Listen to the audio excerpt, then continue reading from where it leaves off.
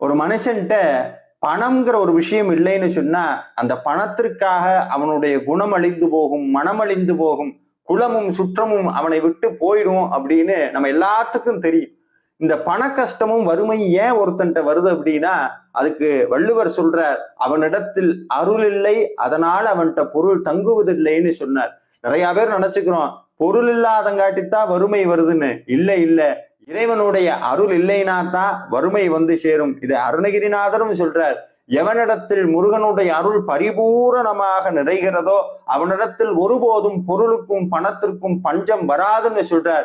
அப்ப இனிமேல் முருகன்கிட்ட போய் முருகா எனக்கு பணம் கொடு, என் பண கஷ்டத்தை நீக்குன்னு சொல்லாதீங்க. முருகா உன்னுடைய அருள் வேணும்னு கேளுங்க.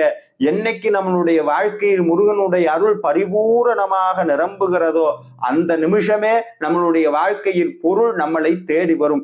இதற்கு அருணகிரிநாதர் நமக்காக ஒரு மந்திரத்தையும் சொல்லிக் கொடுக்கிறார். கந்தர் அனுபூதியில இந்த பாடலை தினமும் காலையும் மாலையும் பாராயணம் பண்ணுங்க.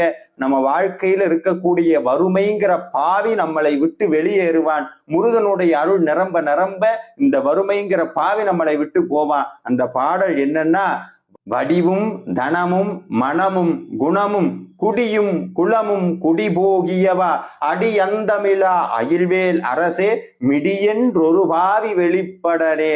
முருகனிடத்தில் இந்த பாடலை சொல்லி முருகனுடைய அருள் வேணும்னு கேளுங்க. முருகனுடைய அருள் இருந்தால் நீங்கள் கேட்கக்கூடிய பொருள் எல்லாம் தானாக வந்து சேரும். நன்றி.